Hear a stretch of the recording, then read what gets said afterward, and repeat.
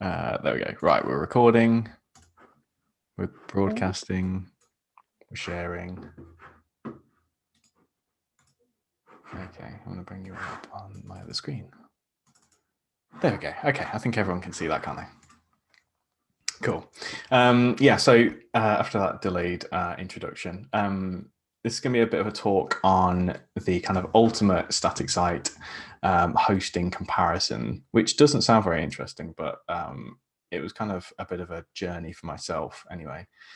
A bit about me anyway. My name's Josh. I help organize this meetup along with Katie and David and Jerome. And I am lead software developer at a company called York Press, but I also develop a product called Turbo API, which is going to be kind of featured heavily through this talk and shamelessly self-plugged.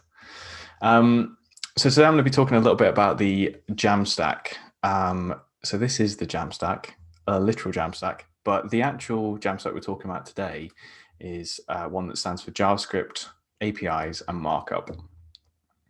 Now, this is a new kind of form of how sites are developed, whereby the components and all the content of the site is written in markdown, sorry, and then it's compiled to be something static on the other end. But it kind of really has the question really that where do we then host that? Because previously the web was very, very simple. If we had a index.html, we just sling it up on a server somewhere, maybe even on our own computer, and it would be available for the world to see. But now things are a little bit more complicated because even with Gatsby, for example, that we're going to be using today, you still can't just click on the index.html and see the site. It has to be served because of Reacts like hydration and so on and so forth. So the web got very, very complex anyway, and we have all these new tools to try and kind of make the process of developing a site easier. Personally, I find that a lot of these tools often get more and more complex, and I don't know about the experience level of everyone here, but for me personally, even I think it's so much more difficult for a front-end developer to get into the industry now than say even 4 years ago. There's been a huge shift to more increasingly complex tools, build tools, frameworks, so on and so forth.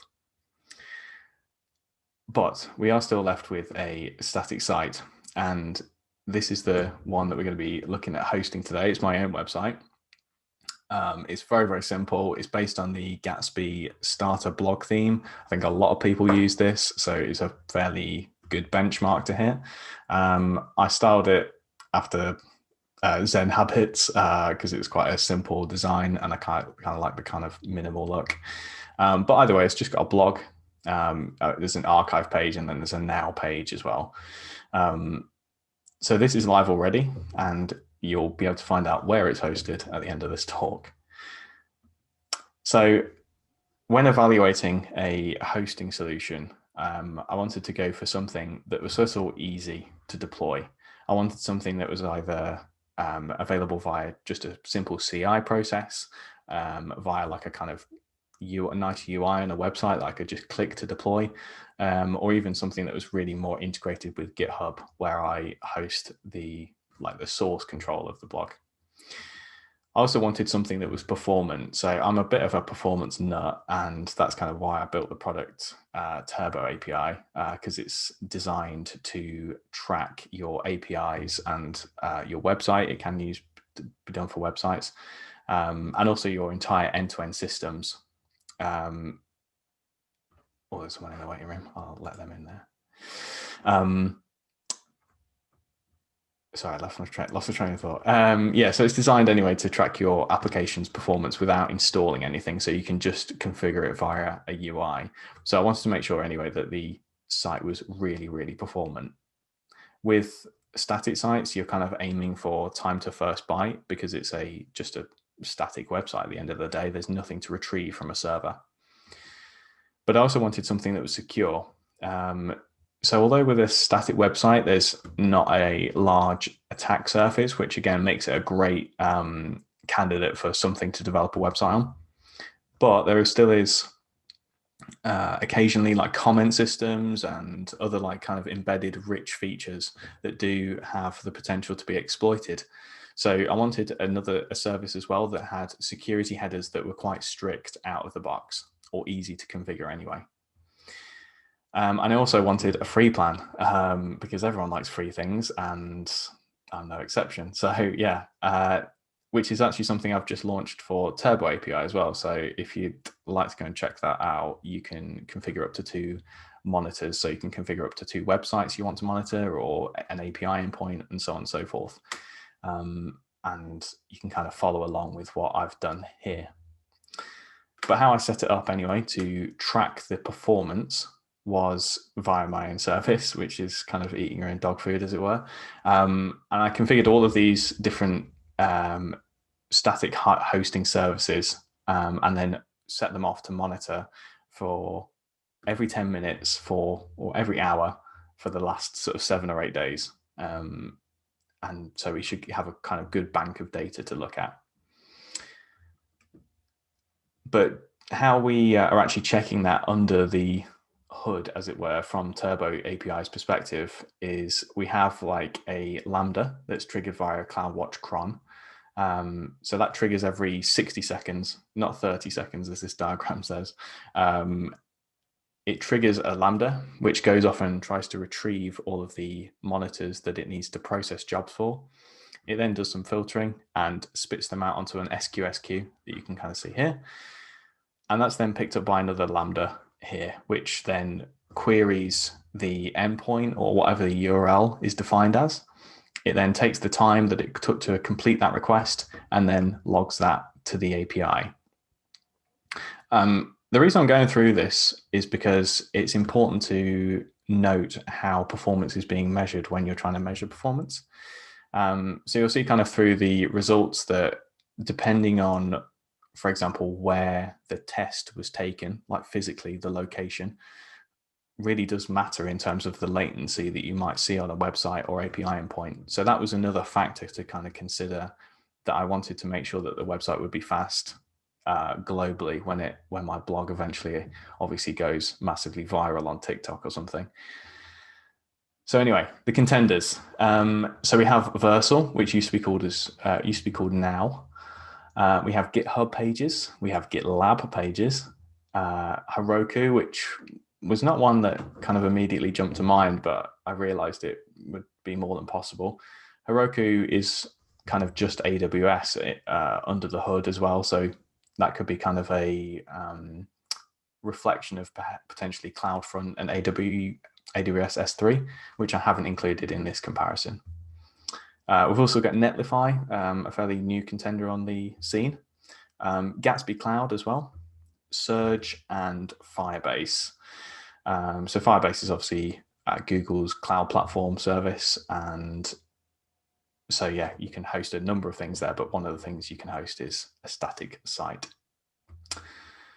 So to just run through each of them individually, first of all, Versal. I really like this platform. I host all my domains there, and it's got a really nice interface, really, really good. The deployments are pretty much instant, and they really were not kidding when they used to be called Now. So that it was very, very easy to deploy, and it was very, very quick. Unfortunately, some of the security headers, as you can see here, which were taken from a website called securityheaders.com, were not very well configured out the box, and I didn't know an easy way to try and reconfigure them. So it kind of got a bit of a cross in the box there. Also, looking at this chart that was taken from Turbo API, it reveals it had an average time of 410 milliseconds. The general trend of times follows this sort of sine wave curve. I'm not quite sure why that is, if I'm honest. This is a plot of the average time when queried at that time of day. The object of this graph is to indicate when potentially at peak times your service might become slow. So for example, a shopping website at 8 a.m. might be really swamped, whereas later on in the day it might be less swamped and therefore less have less latency. It's to kind of surface any of those errors. But either way, 410 milliseconds was quite a good reading, I thought. But then I went on to GitHub Pages. So that was dead easy to set up. You probably have all set up a GitHub Pages website at some point or another. You just literally create a new branch, which is gh-pages, and you're away. It's magic. The only downside that I didn't realize with GitHub Pages, and it might be a recent change, but it has an incredibly small cache. So when assets are delivered to the client's browser, they're only cached there for 10 minutes. And on a website like mine, where people aren't coming every day or even every week, maybe 10 minutes of cache is not sufficient, because it means that users will have to download the site every single time. And that's kind of reflected on the times that are on the chart here. It also had like non-existent headers, and there is no way to configure them. There are some people on GitHub's like forums saying, can we do this? And they say no. So yeah, that's a bit of a cross for that one as well. So Netlify, this was one that I had used previously, but from some data I kind of got, it was running a little bit slow occasionally. So I decided to kind of check out all of these options, which led me down this huge rabbit hole. Netlify has a great GitHub integration. So it has deployment previews and all sorts of really nice stuff. It's also got a great plugin ecosystem, so you can configure like accessibility checks and things like this. It's missing a few security headers out the box. It's missing a permissions policy and a referrer policy, but those are both really easily configurable just via a config file, a special Netlify config file that they have. So yeah, overall a good mark for Netlify. Weirdly, the data kind of shows like quite a few outliers of like average performance at certain times of the day. I'm not quite sure why that was. Overall, it has a pretty consistent average time of 450 milliseconds, but it's interesting to see kind of how that scatter chart lies, really. Gatsby Cloud was one that I've not ever seen comparisons of. I'd seen a lot of other static site comparison mockups, but none of them included Gatsby. So I wanted to really try this one out. It was a really nice interface. You can just like sign in with GitHub, set the GitHub repo, and you're off. And it's really nicely integrated with the Gatsby ecosystem being built by the people who make Gatsby. Unfortunately, the performance wasn't great. I can only conclude that this was when I did another test with a service called Pingdom. When it was pinged from Frankfurt, I believe, the performance was great. So I can only conclude that that's where Gatsby's cloud hosting is sort of stored. Its security headers did suck as well, though. So that was kind of, again, a cross on the board for that. Firebase was one that I had to use a terminal for, which wasn't ideal. So I just had to install like a kind of Firebase, I believe it might have been a brew or an npm module, I believe, and then just deployed it that way. The guide on Gatsby.com is pretty good, but I still had to use a terminal, so it was kind of a mark against the ease of deployment. It also didn't have the rich system of GitHub integrations and things like that. And if I wanted to have auto deployments, as I do now, I'd have to configure some kind of CI job, unfortunately. The performance of it was all right. 600 milliseconds is not amazing, and the scatter chart is definitely a bit odd. Some performance, sometimes it's going up to like a second on average. And bearing in mind this has been over 10 days and there will have been a ping every single hour, that means that there must have been like times where this was a lot more than a second, to average out at 1 second. So yeah, not great there, and not great on the security headers front either. So moving on, Surge was a bit of a new one to me, but I've seen a lot of people really raving about it. So I decided to give it a try. The deployments are really good. They're really rapid, but again, you have to use a CLI for it. And the headers out the box aren't really that secure. The performance is a lot more consistent, as you can see. It lies a lot more between the kind of 600 to 800 range. but I'm kind of in the boat where I'm considering anything more than 400 probably not to be suitable.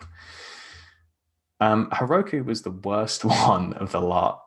So you'll see that the average time that Turbo took to reach it was 23 seconds, and that was as a result of it being on the free tier, and Heroku basically sleeps the instance that your site or your application is deployed on, which then causes it to have issues basically.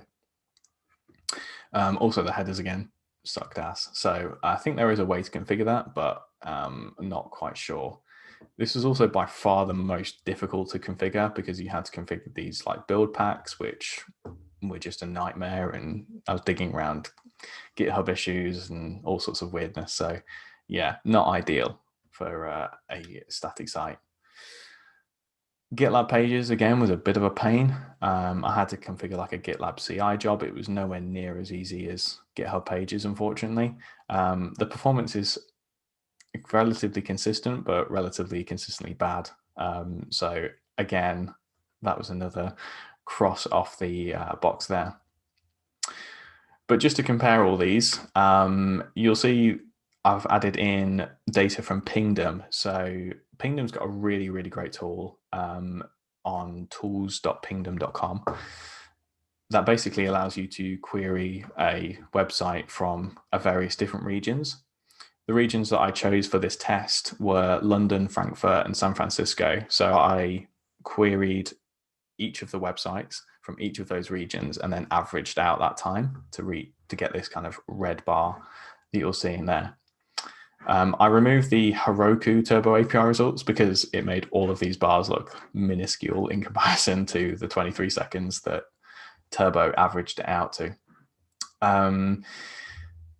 The reason why Pingdoms is a lot lower for Heroku is because Turbo is configured to ping it every single hour, and so it would have slept by that point, whereas the Pingdom results I did earlier today and just did them all sequentially. You'll be able to see as well, interestingly, from the results that it appears like Firebase, Versal, and also Surge are probably hosted somewhere in California or near San Francisco, which would explain why Turbo APIs set them a lot lower, but Pingdom set them a lot higher. When I configured them to ping from London and Frankfurt, the time was a lot slower. So it was a bit of a mark against those three because it means that the site isn't performant consistently across the globe. Overall, though, Netlify comes out as the clear winner, really. Versal was a little bit quicker from Turbo, but as we already discussed, that would have had an impact from where Turbo was pinging it from. So yeah, Netlify comes out really as the strong winner. So to wrap up then, if you're going to pick a place to host your Gatsby site or anything else static based, which all React sites are. So you can host anything really on Netlify. Turbo API is itself hosted on Netlify. And the reason being is because it's easy to deploy. You've got free with a custom domain and you've got a really good GitHub integration. Simple as that. So yeah, that's it. Thank you very much for listening. And yeah, please check out Turbo API. We'd love to get your feedback on it. And if you've got any queries or comments or feedback about it, just email me at josh@turboapi.dev. And yeah, love to see you there. If anyone's got any questions, can fire away now, I guess. Feel free just to unmute or pop in the chat if you prefer. Yeah. Just on the Heroku thing, Josh, there was a whole ecosystem of like third-party sort of hacks to keep the instances running. And Heroku have always had problems with breaking the terms of agreement and stuff, but people still had the plugins. So it's almost like you'd need a Lambda and AWS to ping your website to keep it up in Heroku or something. Like, it's crazy. Yeah. It sort of feels like the hack around for like cold starts on Lambdas that a lot of people used to do before they kind of resolved cold starts, like have a Lambda to ping your Lambda. Yeah, I remember doing that. Is that fixed now? Because I know they rolled out where you didn't have to, it wasn't cold started, or you could do like provisioned IOPS basically. You could pay for a certain amount of time, couldn't you, or something? Yeah, I don't know what the kind of latest thing is. I've not really had to deal with Lambda cold starts in a long time, which is thank goodness. But last time I was investigating it, it was like a 45-minute standby time that you had, and you just had to face the cold starts at some point or another. You just kind of had to focus on how performant your startup code was, and that's about it, really. Microsoft Azure functions on a consumption-based plan, they still have cold starts, which are quite horrific. See. But yeah, you pay the extra and it's for the premium and you don't get them. But oh, really? Oh, that's interesting. Yeah. Yeah. I know there was right. all sorts of comparisons between different languages and how they affected the Lambda cold starts. I think that's why it's important to what you did, like use SQS, as in like use a job queue for Lambdas, because if they are long running or they do take time, at least they're in a background process and not blocking the user and stuff. Yeah, that's exactly what it is, and it also means it can scale. Yep. And I can potentially have it so that that queue is read from other locations. Do you bother with like retries and exponential backoffs and stuff? No, so so I failed your queue before, and it did seem like plausible, but then I was looking at things like step functions as well to see, whether you could sort of push off your failed jobs to something else and reprocess them later instead of blocking the queue. yeah, well, because of the nature of kind of what Turbo API is, if it fails, that's kind of the problem of, that's almost something to be reported. So if something entirely fails, then we want to report that back and say it took, this long, for example, to return a 504 bad gateway or something, or 502 bad gateway, sorry. So we don't have any DLX or retries because we don't really, that's kind of by design, I guess. Yeah, it doesn't make sense for your use case. Now my one was transcoding video and like re-uploading it to different sources and stuff. So we did want to be able to retry because we were depending on a third party system that would read out generate subtitles basically for the content. So and it was quite flaky, that API. So it was more often than not, it was just their throughput had gone down, so it made sense to retry for our use case. Yeah, I've done a similar thing in the past. Like at my previous job, one of the things it had to do was like generate a PDF based on some data, and we had all sorts of issues with that. We used like third-party APIs and also our own kind of in-house PDF thing that I wrote, mostly out of rage. Some reason PDF libraries across Ruby as well, and I think Python and Node, they're all a bit flaky. Yeah, very flaky. Fortunately, there is quite a good way if you're going to do it on Lambda. You can just kind of deploy a Lambda layer of Chromium, and then your actual application code just like goes and uses that basically. So you can use the WebKit HTML to PDF. Nice. Yep. That makes sense. Yeah, there's a third-party API called API to PDF, which we used quite successfully, apart from when it went wrong. That uses a similar structure. It's hosted on Azure and does a similar thing. You're giving me nightmares talking about PDFs. I know. Yeah, I'm glad. I've now left that job. I mean, there is a reason, We can talk about generating Excel files next. Oh dear. Yeah. It's just a CSV. Okay. XLSX, the XML version. It's like you get random front matter in the binary information that just screws it up completely. Again, cross-platform problems with Ruby and Linux, and then a bit of JavaScript front ends. Indeed. We used iText PDF for our first implementation of PDFs in our app, when obviously it was a free API for .NET. I think Java it was based in originally. And then they went to a licensing model. So in our wisdom, we decided to upgrade the licensing from free to the paid version for the support and so forth. And they gave us the wrong licenses, which transpired to be OEM single user licenses. And they seemed to get a grip on things because they got loads of venture capital.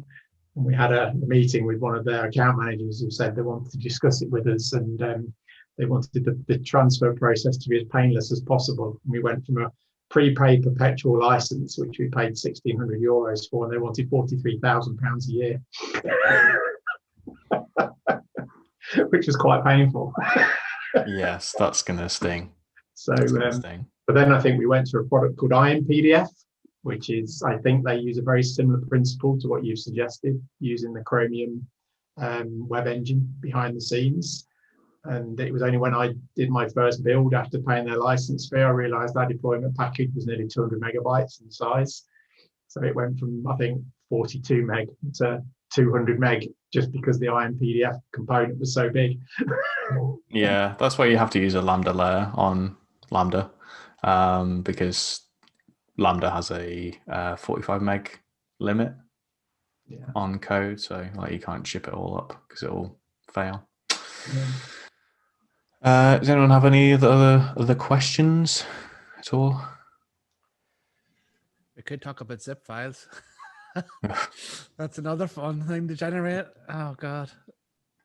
You're trying to send us all into a manic, like, just, spire. Well, like, it's like, why do we have to have ETL layers? Like, why? What? Just, stop it. You don't need a PDF. We'll copy it ourselves. We'll fax it to you. Use carrier pigeon. The stuff that you've been using, Josh, obviously this sounds like you're all very much focused around Amazon Web Services. Is that correct? Mostly. The Lambda things, I seem to remember. Obviously, I'm Microsoft Azure based. Just interested in hearing you talking about the Lambdas. I think they're similar to an Azure function. Yeah, they are. Function. So there's something which has been playing on my mind recently, and that's the concept that obviously we have certain sort of consumption-based pay per usage type agreements with Microsoft.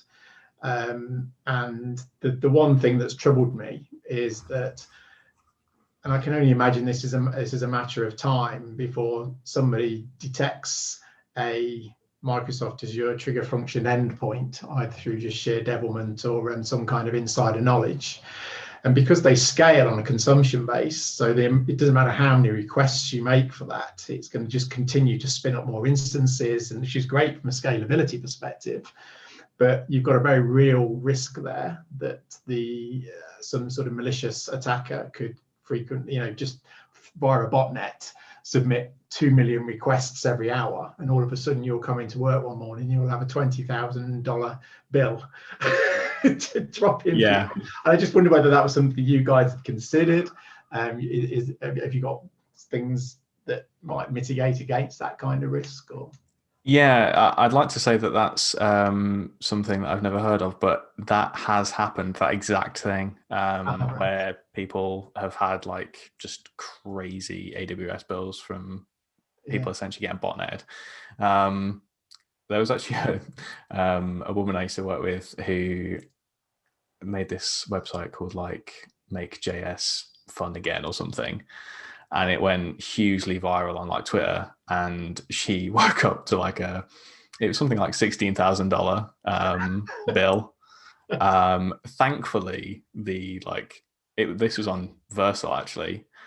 Thankfully the owner, CEO of Versal stepped in and said, it's fine, like your account's zeroed. But yeah, that is a very real reality. A real reality. That's a terrible sentence. That is a reality. How I'd protect against that is, well, with Turbo, the actual API is hosted on a separate instance, like a separate, it's not on EC2, it's on DigitalOcean actually. And the Lambdas themselves don't have any public endpoints. So the API has no connection with the Lambdas. The Lambda has a connection with the API though. Yeah, so is it more server? So it's kind of all isolated. how I've done it where there actually needs to be some kind of connection to the Lambda is use a API gateway and then protect the Lambdas in a VPC or a virtual network. So you'd use a service, something like Kong, for example. I've used to great success in the past to configure like the public endpoint, if you like, which might be, api.mysite.com. And then that would point to the private Lambda endpoint inside of the configuration. That has the added benefit of being able to sort out anything like authentication and filtering out any other kind of bad requests. So you let the API gateway scale rather than the Lambda. So yeah, it should all be kind of protected really via VPC. I would make sure to definitely do that if you're not already. I think there's on the ELB as well. There's another layer on AWS that has stuff like DDoS protection and other things. Malicious The WAF. That's it. Yeah. The WAF. The WAF. The Web Application Firewall, I think it stands for. Is it for wafted away or something? Yeah, just waft it out like a Yeah, like a bad smell. it sounds like there's similar to products in the Microsoft Azure platform. They've got something called the API Management Gateway. It sounds similar to what you've got, and you configure that as the public-facing endpoint, and then you sort of delegate the call on to the actual endpoints, which aren't then public-facing. And that works great. So you can configure things like they call it a function key, which is obviously just a token that is known that you can pass through, and it doesn't matter how many of those get passed through unless you've got that valid function key. It won't delegate the call on at that point. Obviously, you always hit the problem that if somebody's trying to authenticate, you've always got to have one that's open, that's got to ultimately get through to something that's going to check your database or validate the user. You've always got to have something which is publicly open. So you will always, I personally just can't see a way around that particular risk. But yeah, I mean, Lambda has, I'm not sure, but I've used a bit of Microsoft Azure functions, but not extensively, if I'm honest. But Lambda has a concept of what's called like reserved concurrency. So you can kind of set a number and say, I only want to spin up a maximum of X many Lambdas at any one given time. So that can kind of help stop against that. And it can actually be used quite nicely actually, because you can, if you set it to just one, you can always guarantee like a certain cadence in how things run. So that's exactly how Turbo is run. So the test runner is at a reserved concurrency of 1, so that it doesn't kind of immediately grab loads of different jobs and start spitting them everywhere basically. Josh, but have you tried Docker in Lambda yet? No. I mean, Docker in Lambda. I didn't. What? Yeah, Lambda is Docker. Well, that's Docker in Docker. It's in Docker. Well, it's all Docker all the way down. Docception. Docception. Yeah. Well, they launched it before Christmas. There, like where you can, if you don't have the time to like completely destructure your app into different tiny serverless functions, you can just apply a container with it. Yes, I did see that. I haven't tried it out. No. I mean, I can see why you might do it just as a stopgap or something, but it's like if you're that desperate, just use ECS, I suppose. Yeah, I think they probably, that sounds like one of those AWS features that they built for a large enterprise customer who said, we can't be bothered to migrate all our little applications to your thing. So, and Microsoft are offering it at this price. So yeah, what can you do for us? And they deploy their Amazon powers. I was wondering whether it'd make it easier to test though, because with Lambdas are notoriously hard to unit test. Or at least the integration test, like you have to set like really run a staging kind of QA instance, and it's not fun. I'd argue pretty much impossible to test, really. Even with the local stack, there's a few open source projects that try to mimic those services, but I mean that's kind of, and to be honest, the actual main reason why I built Turbo. So the problem I was trying to solve with it was that at my previous job, we had that exact problem where how do you kind of do a full integration test on something without doing it manually? And so what we ended up building was something that was hit an API endpoint with a specific set of kind of dynamic instructions, like a dynamic post body, to simulate a request of a user. And then it would kind of do a full end-to-end test and then notify the kind of original health check Lambda that we configured in this case. And that's kind of what Turbo API was meant to be, meant to be a generic version of that. So you can kind of just configure a post body to go to an API that then goes through its little asynchronous system and then calls back to Turbo API to notify that it's been done. Yeah, that was the original purpose of it. But that's generally what I've done in the past, just configure like bespoke lambdas. But I kind of got bored of that, hence the product.